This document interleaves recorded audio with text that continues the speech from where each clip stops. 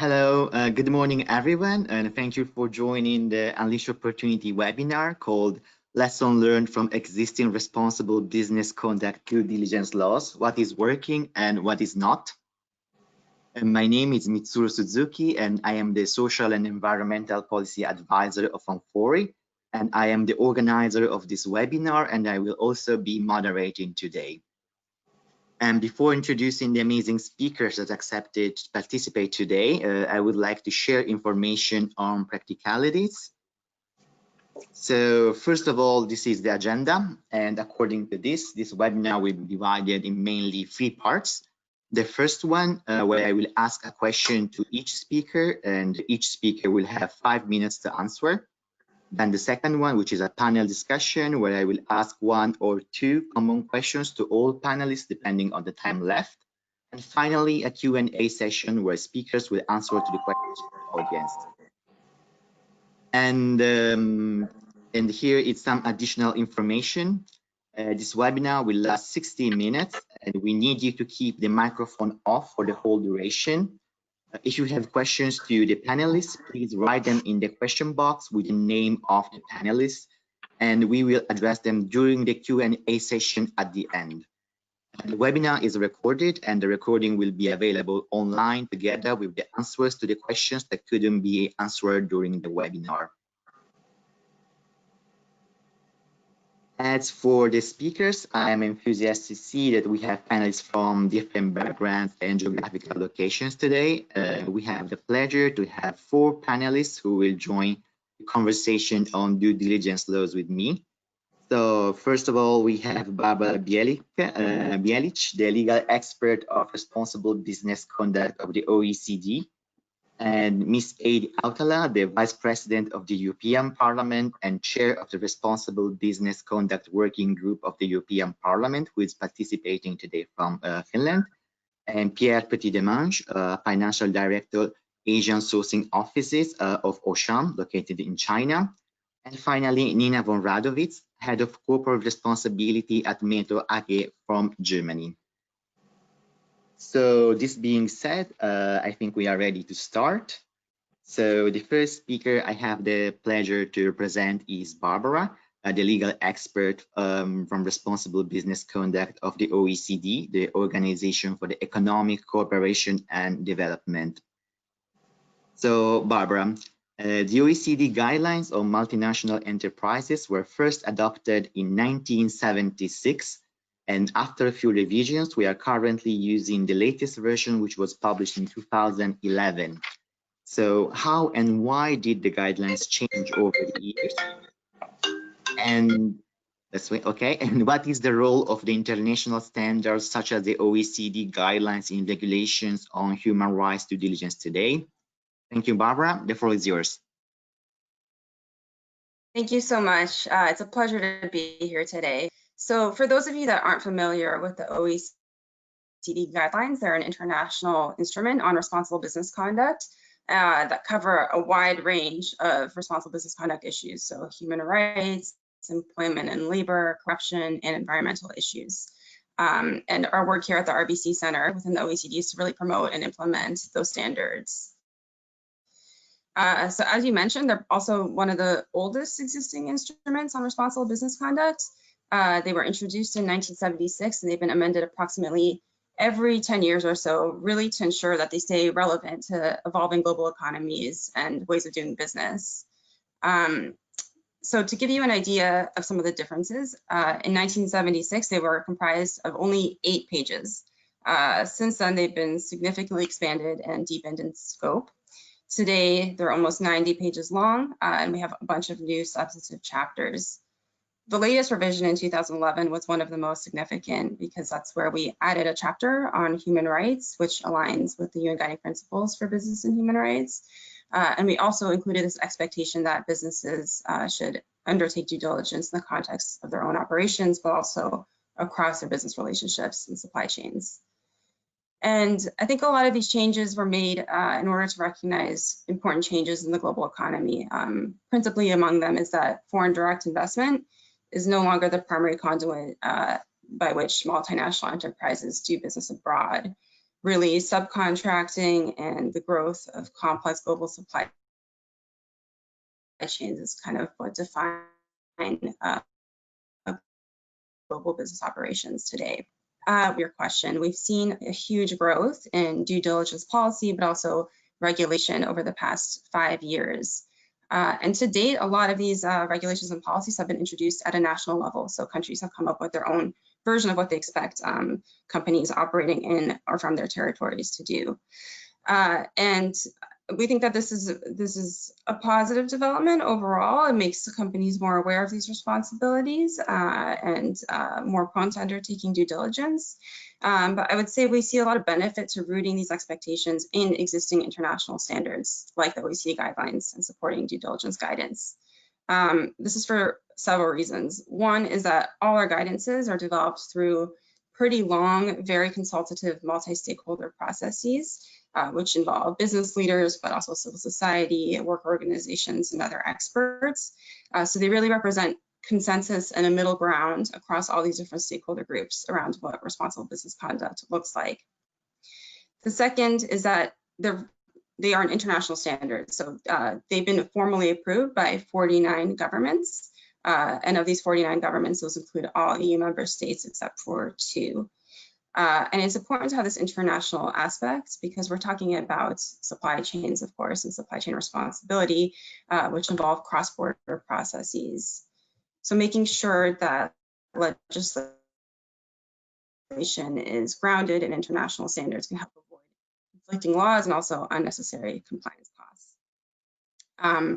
For this reason, we've been engaging with policymakers to really just explain our standards, which are not meant to be legal standards. They're really meant to be more practical tools for business, but to explain how those can be well reflected in international regulation or policies. Thank you. Okay, so thank you, Barbara, for the explanation. And the following speaker we have is Adi. She's the Vice President of the European Parliament and Chair of the Responsible Business Conduct Working Group. So my question for Adi is, what role do you see for governments and in particular European institutions in shaping the business and human rights agenda? And how do you see companies and private sector's role? Thank you, the floor is yours.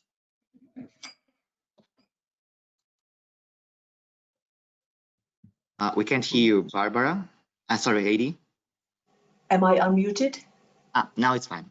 Perfect. Okay, thank you. Yeah, so thanks for Amfori, and of course we in the European Parliament who are active on responsible business conduct across party lines and national positions. We have noted that Amfori has been one of the leading business forces in the discussion on how to take further responsible business conduct and with mandatory legislation. Because I believe that the lesson, and this is a part of the answer to your question, is that we have seen many different voluntary instruments, but they don't seem to be very well, there's no coherence really, and the credibility is sometimes quite low.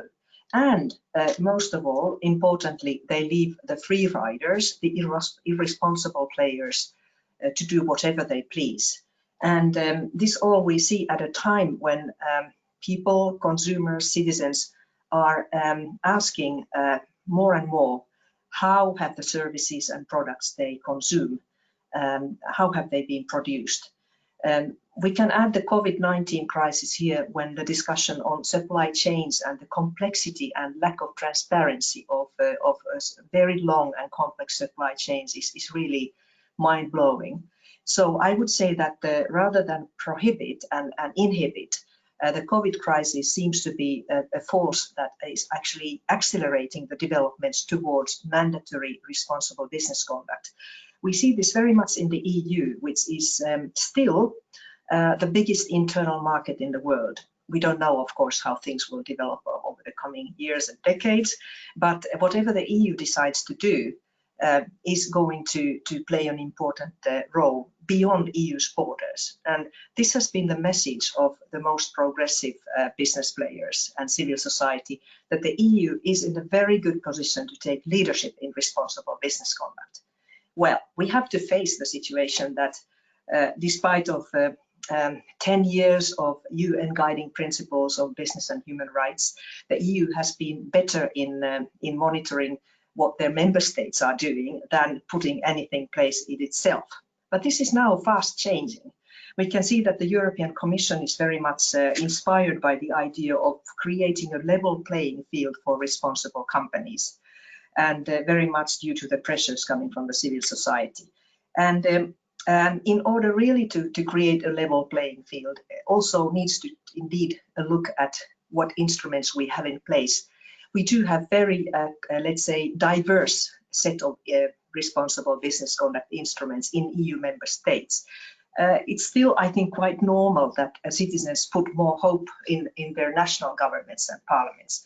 And you can see this from Switzerland to the Netherlands, to Germany, Finland, and so on, the UK. But I think the EU Commission has now, with the Green Deal, also realized that we have to put our attention on consumption patterns and imports. And I really believe that players like Amfori, who is very actively interacting with other business players, with governments, with the EU institutions, including the European Parliament, and with the civil society, can show what works and what doesn't. So this discussion will be quite important. So let me leave it to that. I believe we are in a place where, as I've said sometimes, that the stars are very well aligned towards a real progress towards responsible business conduct. Perfect. Thank you very much, Adi, for your answer. And now we will proceed with the first speaker we have today, who is Pierre Petit-Demange, who is currently working as Financial Director, Agent Sourcing Offices for Oecd. So Pierre, Oecd is a French company with thousands of employees globally, and as such, it falls under the scope of the France Duty of Vigilance Law of 2017, which obliged large undertakings to identify and prevent adverse human rights and environmental impacts. So I'm wondering, which due diligence processes does Oecd apply, and what are the challenges that your company is facing in conducting due diligence? Thanks, Pierre. The floor is yours. Okay, so good morning, everyone. Just to put a bit of context, the due diligence we are talking about are part of the Vigilance Law, which is a French law for the biggest French company. It's for the company who have more than 5,000 employees. This law has 5 pillars, and we are talking about the second pillar, which is to evaluate the risk for the subsidiaries of the company, but also for the suppliers and their subcontractors. I hope you hear me well, because I know that from China sometimes the microphone not working so well. What we are doing about this second part in Oecd, we have 4 main actions. First action, we don't sign any contract. I will not talk so much about the internal process, because when you put process in your company is not so challenging. So you have your own teams, you have your own process. It's quite easy, problematic, I think. What is more challenging is to build process which concern your supplier or their subcontractors. This is another question, because you are like a guest. About that, we don't sign any contract with our supplier if we didn't first make an audit, a social audit of this supplier. So this is a necessary step. No contract if we didn't did that. And then after we renew this audit on a regular basis. More often, of course, if we notice some issues or small issues. If we didn't notice anything specific, it's every 2 years we renew this audit. The second part is we force our supplier to identify their site, their factory, their subcontractors. We want to know what is the picture and where our product will be produced. Thanks to that, we can make some audits where our products are and check what are the working conditions, or make also some environmental audit. The last part is that we wrote clearly what are the sanctions depending on the issue we may find. So it's really clear for the supplier what is the risk for them to try to play with us on this kind of concern. And that's also really important, because sometimes we are quite challenged. Fortunately, it's rare. About the challenges, honestly, this regulation is really challenging. We have many answers for that. The first point is the cost. We have just for the non-food activity and for the sourcing in Asia more than 1,000 suppliers. These suppliers have often several factories and several subcontractors. So you can imagine most of the time the audit we are realizing, we ask help from third-party companies, so expert on that topic, but this has a cost. You multiply by 1,000, by 2, by 3, and so on. So we are talking for hundreds of thousands of euros of investment.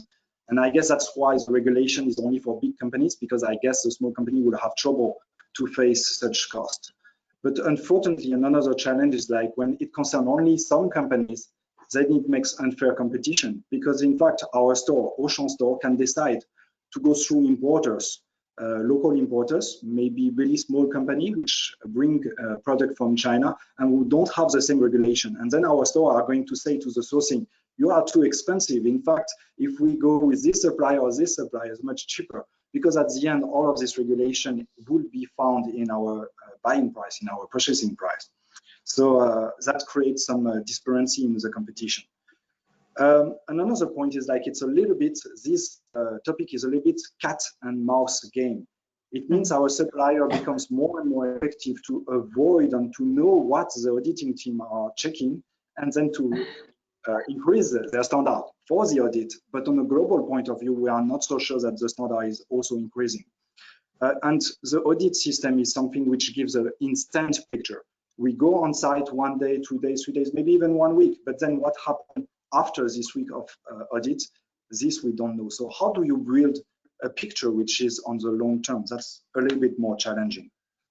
And another point which is also a big matter is the corruption. Most of the time, the countries where we face let's say less the environmental concern and the social concern are lower priority. Usually you may also have some corruption problem inside the country. So the risk you may have is that the team you send to this site or the third-party company will face some briberies to give a good result to your audit, and then it will not reflect the reality. So there is really a big concern also about the standard, and Barbara, you talk a little bit about it, that the work you are doing is helping a lot. It's like, what do we want from our supplier? What is the right standard? Because in fact, an easy way to work on that topic is to say, okay, the local regulation is the standard.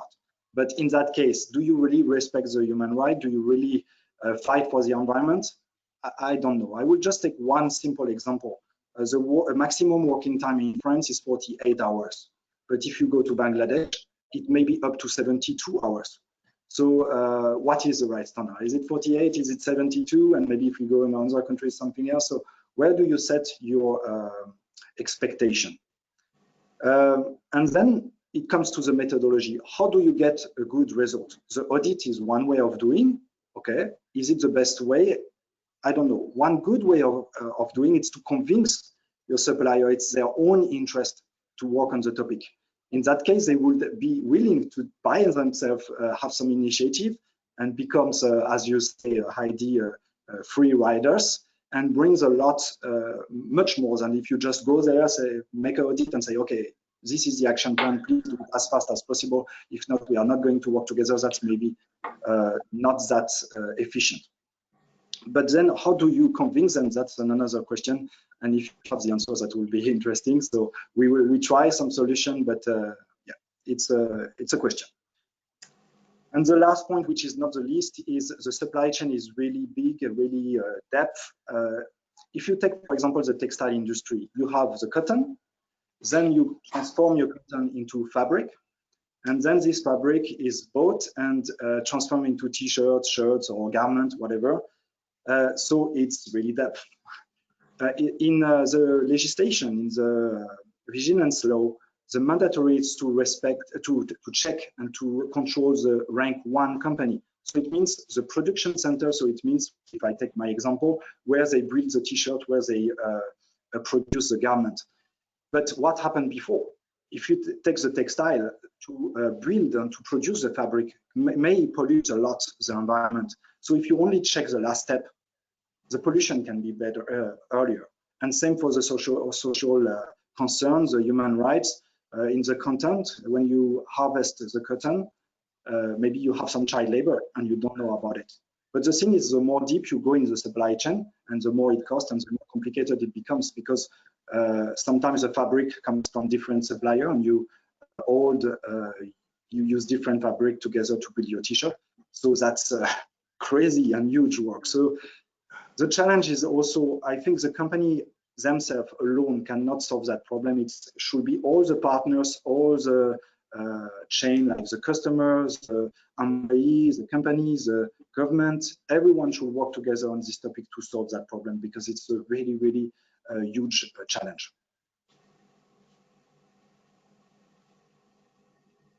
Okay, thank you very much, Pierre, for your great explanation. And I hope we will have time later to discuss it more. The last speaker we have now is Nina von Radowitz, the head of corporate responsibility at Metro AG, a German wholesale company. So I assume that given that Metro is located in Germany, it applies different due diligence systems compared to France-based Auchan, which is why I believe it would be very interesting to ask you the same question I asked Pierre and compare your answers. So for those who missed the previous part, so Nina, what kind of due diligence processes does Metro apply, and what kind of practical challenges it has encountered in doing so? And additionally, which benefits and chances do you see in going through this process? Thank you. Thanks. Yeah, first of all, thanks for having me. It's a great pleasure to be on an exchange here, even though it's digital way. I think the purpose is served well anyway. Yeah, for comparing the answer between, let's say, Auchan or any other company and Metro, I actually would even dare to say the difference is not even that big, because there's also the purpose of due diligence, that in the end, the understanding, the requirements actually are pretty much the same. There may be, let's say, national specifics, which also then show in national legislations or action plans or whatever. So there may be some extra spices per each country, but the expression and the requirements and the process behind understanding how procedures under due diligence really are requested by responsible companies to be conducted are more or less the same. So I hope there is no disappointment, but rather agreement that the answer actually is not that much different from what you just shared. Basically what, of course, Metro being a German company, we have a lot of tailwind at the very moment because of the national legislation with regards to supply chain due diligence. We also look into the European development, which we in general also embrace, to really create a broad level playing field, because what I just shared is that we as a very international company, just like Auchan or many, many others, of course, it is out of utmost crucial aspect that there is a common understanding, and that there is a common framework of how things are to go with regards to due diligence. Leaving the question now aside whether really particular legislation is necessary or not, I wouldn't even want to touch particularly, because also, as we just heard from you, Barbara, I mean, the UN GDPs or whatever, there are frameworks available for many, many years, which actually serve as a guideline, as a framework, as a basis for a very long time. Nevertheless, we also know, and this is maybe also already one of the first challenges that we experience within Metro, particularly, of course, having a legislation giving some good tailwind is also a lever for us within the company, and also towards the supply chain, to really push forward the topic, which has been severe before, not just only by establishing processes within our own company, but also really to raise attention, to really integrate it into the DNA of the minds of the people, and by that really get it into the processes. So to become particular, we, of course, being a big corporate, what you usually do is you start with creating great policies, and that is, of course, also what Metro did. I mean, this is basically the paperwork. Being a lawyer myself, this is, I would even also dare to say that's the easy part. Create the policies, write what you stand up for, what your values are, what the process is supposed to look like, etc. But on the other hand, it's not to be underestimated because it really gives the public commitment of what our company stands for. So you may say it's just paper, but it's actually more than just paper. So that is the first basically step in order to pave the ground, I would say. Then, of course, we do have the same challenge as Pia just mentioned. I mean, Metro AG, we have like around 50,000 suppliers, and that is just suppliers, not going down the tiers in total, which you can imagine leads up to, I don't know how many, 10,000s of producers. So the complexity of the supply chain is just tremendous. Nevertheless, it doesn't keep us from really conducting a risk assessment in the first place, because that risk assessment actually for us as a company is the chance to actually prioritize and really go forward in a systematic way, because obviously we can ever not reach basically all of our supplier base and the tiers further down. Which is why it's important to basically cluster, to create a roadmap, if you want to put it like that, in order to work along a particular way. And of course, having tools to help us to carry out that risk assessment, because it's not being done on my desk to really assess all of those producers and suppliers. So in the end, you also asked about benefits. The risk assessment actually for us is a great chance to really know where to start and how to proceed and where to go forward, where to take compromises because it's necessary, just because of pragmatic reasons or feasibility or human resources capacity issues, etc. So there lies a great chance. And of course, it also is a great chance to really cover the reputation for our company. Because reputational damage is actually, although it's always difficult to discuss with our risk and chance, let's say committee, for example, because sometimes the risks are difficult to really monitorize because it's a reputational damage which may be caused. Nevertheless, it's obviously not to be underestimated. Therefore, also this is a great chance of carrying out a risk assessment to really put down particular details to this fuzzy picture of who there lies a reputational damage. The next step really then is to particularly identify the producers which we actually target, to identify the particular risks, and that often is done then in the next step with basically an to also train the supply chain, to raise awareness, not just only within our own company. I really have to also be precise on that. This is also a journey for us, for our own people, for our procurement teams, which is the core function, because they are the ones with the suppliers, working with the suppliers, to really increase the awareness and the understanding, because you probably just only are enabled to actually act correctly if you are fully aware of what the challenges actually are. So, I mean, child labor, you may even think that's an easy one to detect, but it's for sure not. And when it comes to topics like forced labor, there are so many shades of gray, let's put it like that, to actually detect and understand, is that a case, is that not a case, etc. So this requires not just only awareness, but it just actually really requires knowledge as well. So training actually, we think, is a particular element in this entire journey, not just only for our own people, but actually also for the factory owners, for the workers, and also for the suppliers, which may sit, in the Netherlands or whatever. Yeah, and that is also, I mean, knowledge and awareness is also a pillar for actually preventing, because if you know what the challenges are, you are actually also put into the position to then prevent your possible violations. Of course, if we do have particular findings, I mean, we have within Metro established a concrete process. It's also IT supported by a system in order to actually maintain the data to manage this vast majority of information. A lot of it is also automated, which is necessary just by the pure number of data sets which we work with.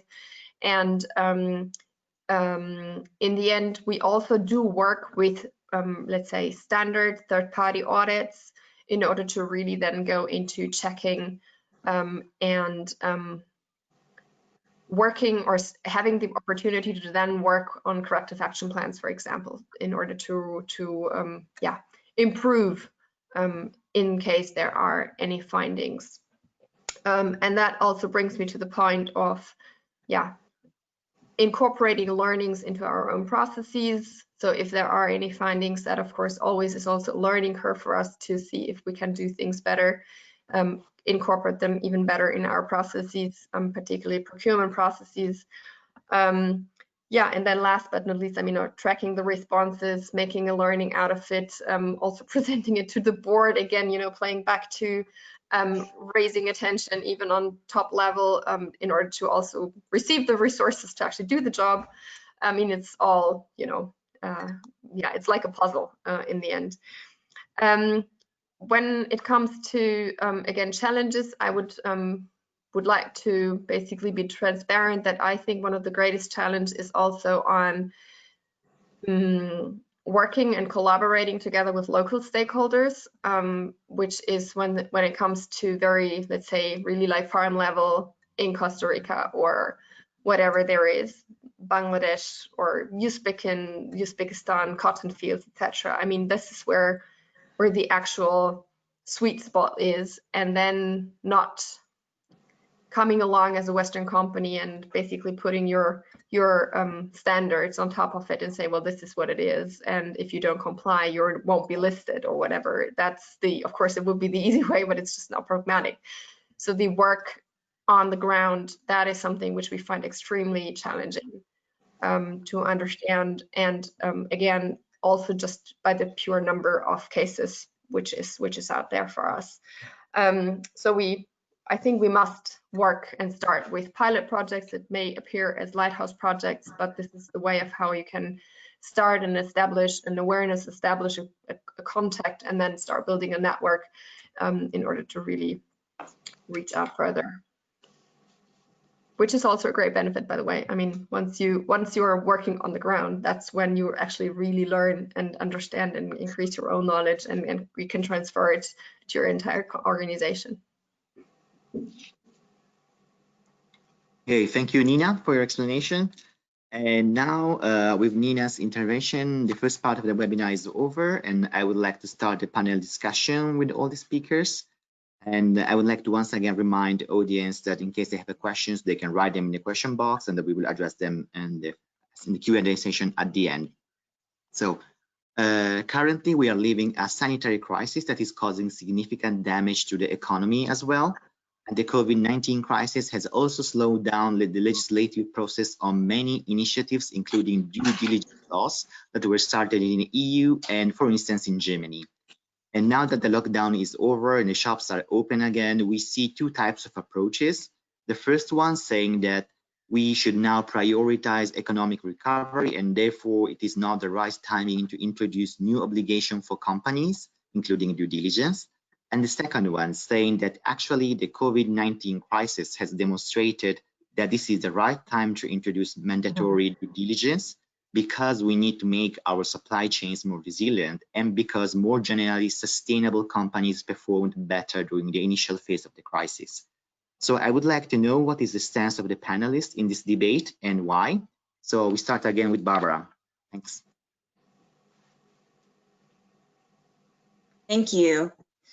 Yeah, it's a great question. I mean, I think from our perspective that RBC due diligence shouldn't be seen as a trade-off to economic recovery. And I think we've seen actually real examples from the crisis showing that strong due diligence processes and responsible business conduct can actually help a company's economic performance and improve their resilience.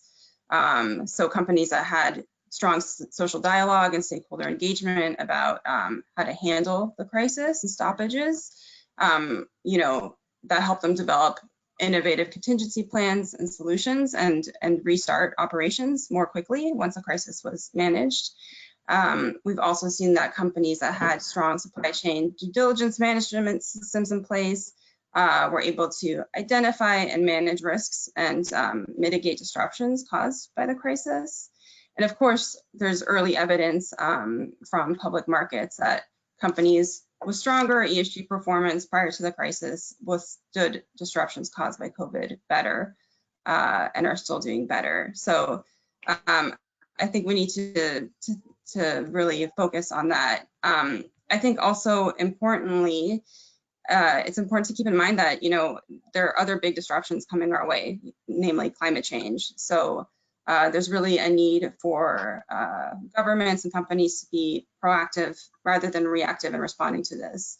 And that'll involve making sure that our economies and supply chains are working on mitigating existing risks rather than amplifying it. And I think the third kind of great lesson from this crisis was that a new normal really is possible. So in a matter of weeks, governments, businesses all drastically changed their ways of working. So I think that this is really still an opportunity to challenge existing business practices, which might not be optimal, and try to move away from economic models that encourage short-termism or unfair competition, or deploying capital to activities which might be harmful for the society and the environment. Okay, thank you, Barbara. Now, Aideen. Yeah, thank you. I very much agree with what Barbara has said. There should be no negative trade-off between economic recovery and being a responsible economic player. So, and I think we have studies which show that the more responsible, more sustainable companies are also the ones that have stronger resilience in crisis. And Barbara, thank you very much for reminding us that this is not the last crisis. Unfortunately, I think we can be pretty sure that climate change is already transforming the planet and societies in a rather dramatic way somewhere. Maybe sometimes not so much in front of our eyes, but certainly. So we need to make sure that not only citizens and governments try to put it right to save. Well, it's not less dramatic than saving the planet and people.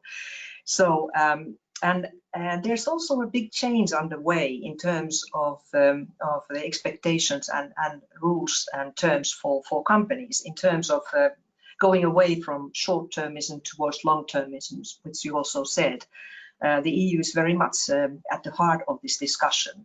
And we have just received a new study from EU Commission on the sort of reform of directors' duties so that the company leadership can also justifiably take into account the interests of the broader society and employees, obviously, so not just shareholders. And we have the sustainable finance ideas. I think the finance world is moving quite fast because they're also aware of even financial risks of stranded assets. So I see that this economic recovery really has to be one of sustainability, and there the companies can really play a key role with other stakeholders, which was emphasized by everyone in the panel. Okay, thank you. And now it's Pierre's turn. Okay, so I will go quite fast because I think Barbara made the point. I will just answer for Auchan, not for all the businesses.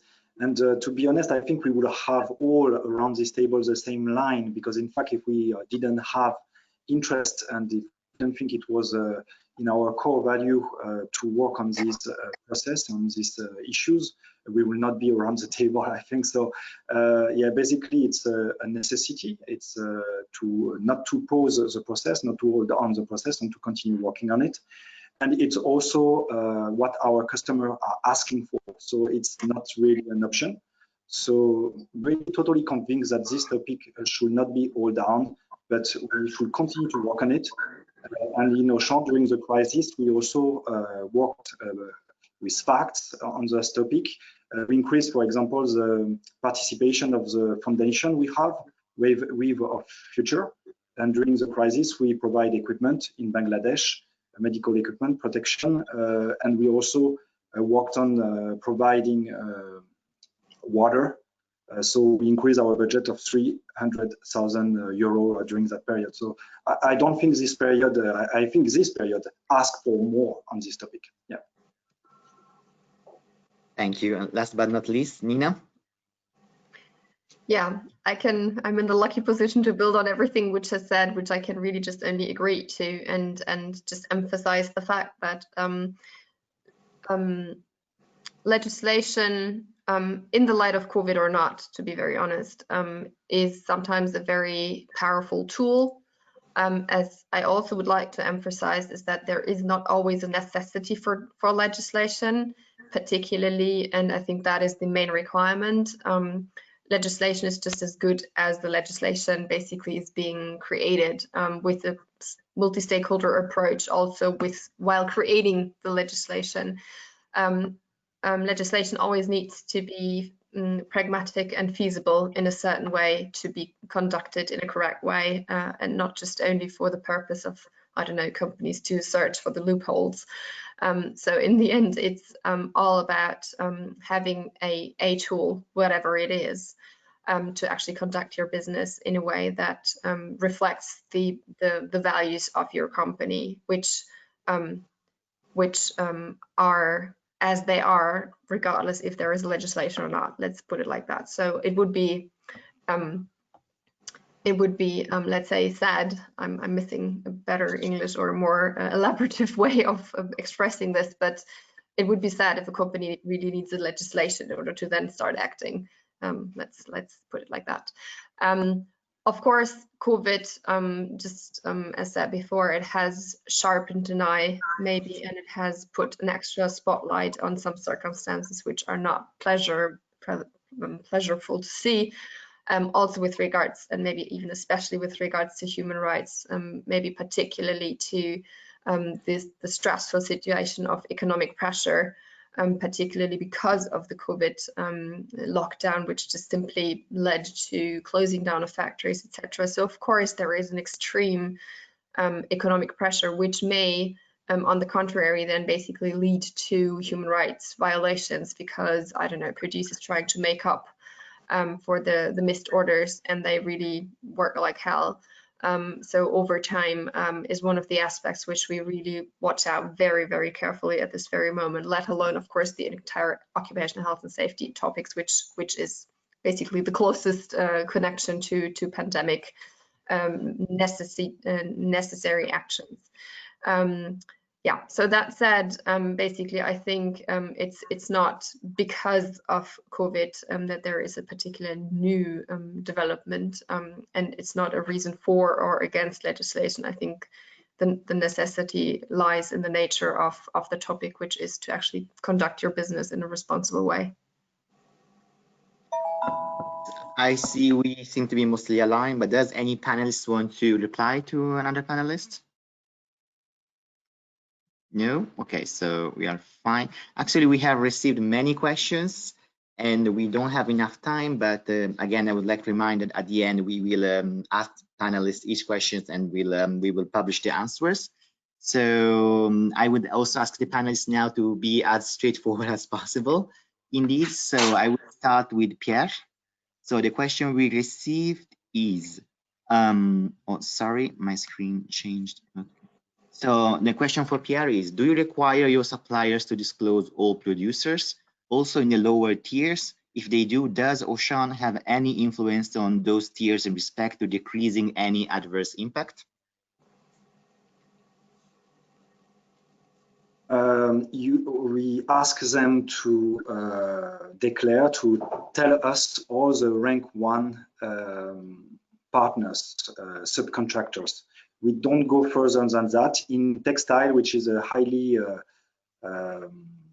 risky activity in terms of pollution, we are trying to move to rank 2, but it's ongoing process. And as I said before, it's really difficult. So we are just at the beginning of the process, step by step methodology, let's say. So we already started to work on that topic. We already started the rank 2, but we are really at the really beginning. Do we have any influence? We go through our supplier to put the pressures to the subcontractors. We don't directly manage the subcontractors, of course.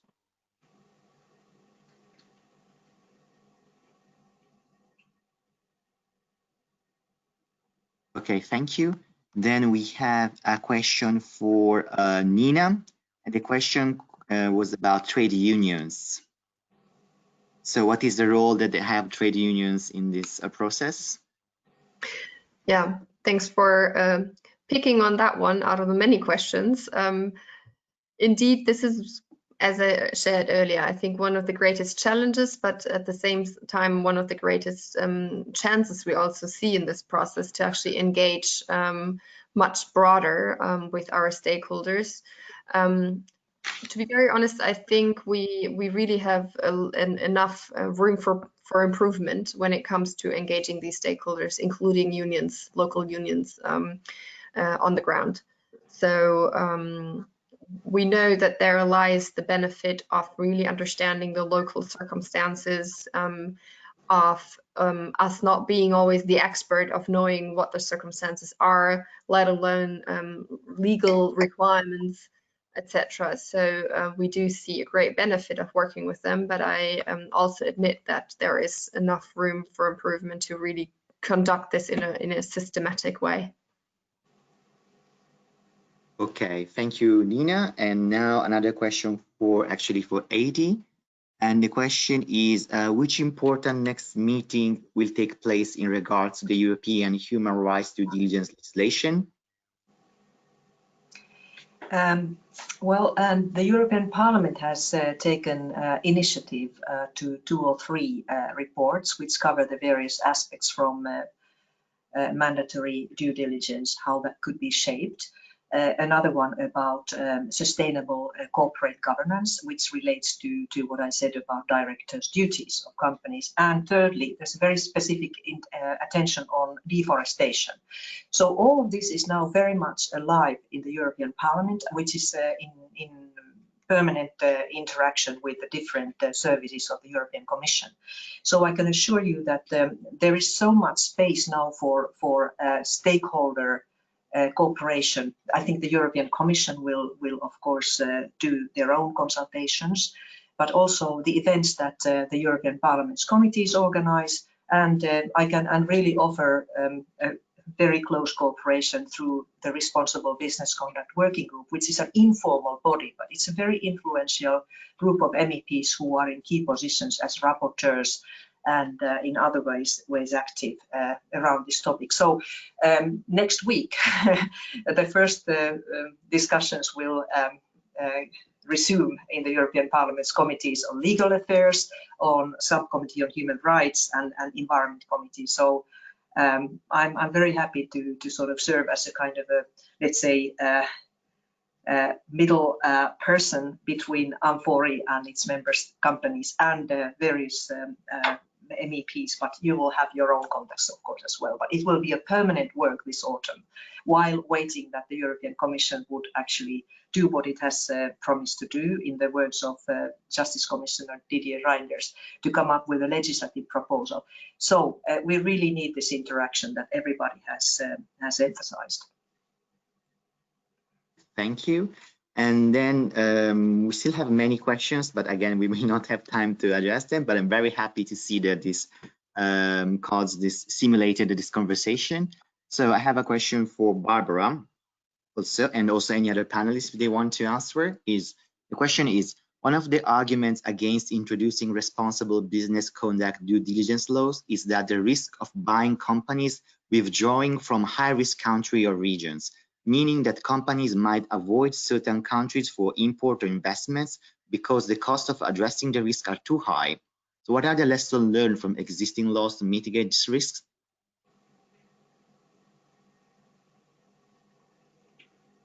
Thanks for the question, and I think it's a really important one. So under our guidances, the OECD due diligence guidances that we have for several sectors, we really encourage against exclusion or divestment as sort of an initial approach.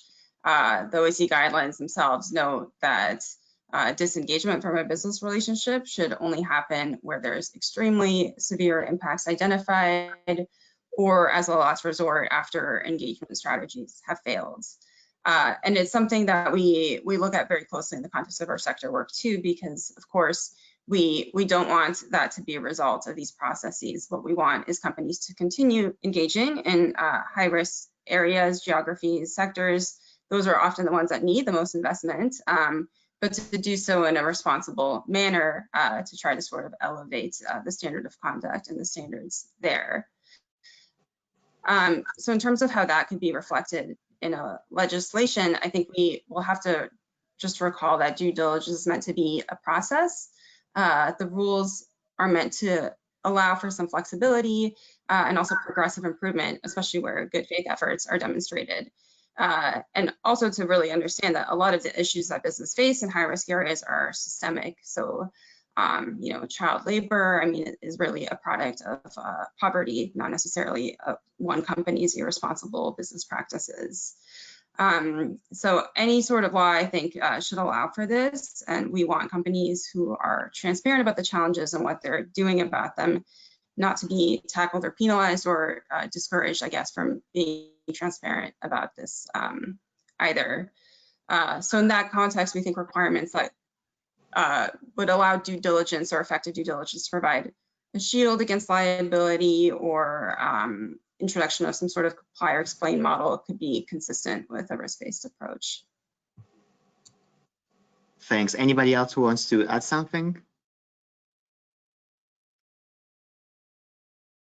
Maybe I can add from a company view, which of course, I mean, me working in the sustainability department and the CR department, of course, I could not just agree more to what has just been said.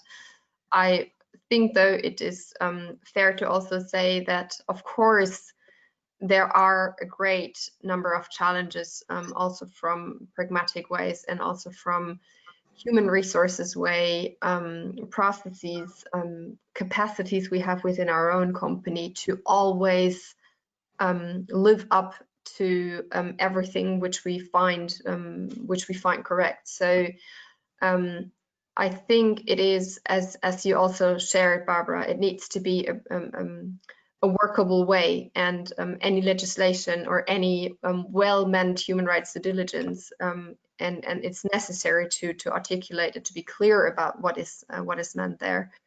It's the same way that every company will strive for. On the other hand, it would be just unrealistic to say, of course, no, that would never ever happen to a company like Metro. I'm putting myself on stage here, but I mean, it could be true for any other company, sorry, because of course, I mean, there are financial risks that we need to also look into from a company risk point of view, overarchingly, not just only from a sustainability point of view. So I just want to add this in order to not forget that there are many aspects of how a company needs to consider which way to act, which are unfortunately, we may say, not just only human rights glasses that we wear.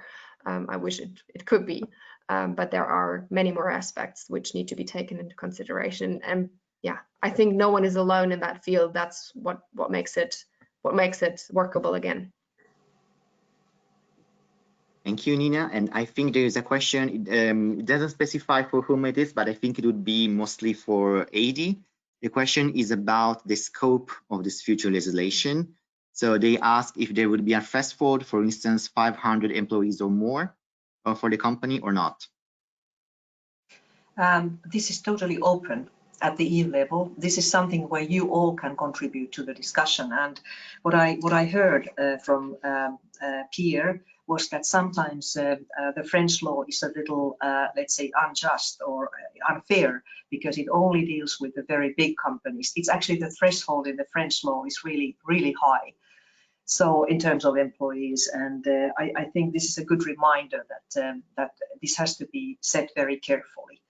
But I think what I hear mostly, and of course I may have very subjective ears, as you can imagine, but what I hear mostly is that people say that there can be particular risks in terms of ESG, human rights, environment, also with very small companies. So how to manage this is an open question at the moment, and please think about all that. The scope, now also I understand that there's a sort of a growing awareness that this future EU legislation, which still is not there, but there is a commitment to put it in place, would have to be addressed to all companies operating in the EU internal market, so not just European companies. And this, I think, makes it very interesting because it could, of course, lead into some sort of global footprint. And I can also see in this sense that the EU institutions are becoming much more ready to participate in international negotiations on responsible business conduct. There has been some dissatisfaction from the EU side, I think for good reasons, about the process in so-called open-ended intergovernmental working group within the UN. But I can see that we are approaching the moment when the EU is also ready to participate in the international negotiations, because now, of course, we have to be aware that we are dealing with a global market and not just European market. But having said that, I have a strong conviction that when the EU moves, then that can move, if not mountains, but it can move more than just the EU. Which, if I may, I just would like to really emphasize, which makes it, if you accelerate that thought, even more difficult if we talk about German legislation, French legislation, and so on and so on. Being a global company, it is tremendously challenging for us to look into various different national legislations, which all want to cover the same aspect when we all target for the same thing. But then the one is more particularly on that one. The threshold in France is 5,000. In Germany, it will be maybe 500. I mean, it's just, it is very, very difficult to cope with all these, let's say, somehow similar, but same, but different requirements. Which is why, at least for Metro, at least a European framework is really, really necessary. Could I just put a very brief, excuse me, could I just put a very brief question to our German friends, that now that Chancellor Merkel, also leading the EU Council for the next months, she is now committed to the German national legislation, which was for me a very welcome message some weeks ago. But has she said something about her commitment to the EU law in this respect? Well, I am not in the corporate public policy team, but I am very, very closely involved, and we're like on a hourly basis in contact with our ministries, and there is actually more than one ministry really being very engaged in bringing this legislation effort forward. So for sure, it has been put on the priority list of Chancellor Merkel, also for the tripartite. So it's actually for the next 3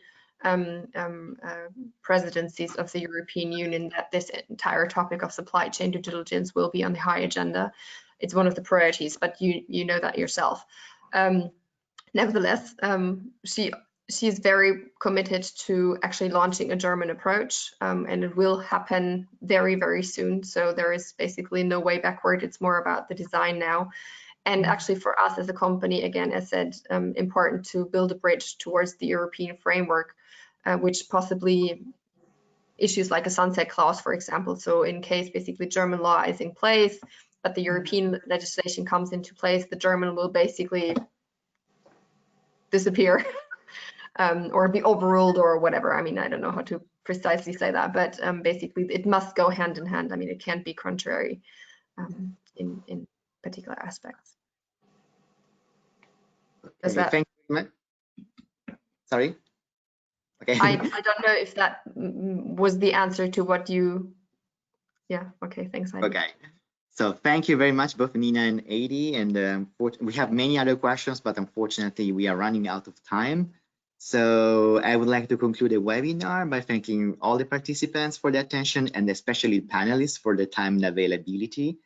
And I think we managed to have a very interesting exchange of opinion. And as Amphori, we will keep on monitoring the situation and engage with the various stakeholders, including businesses and civil society organizations and lawmakers.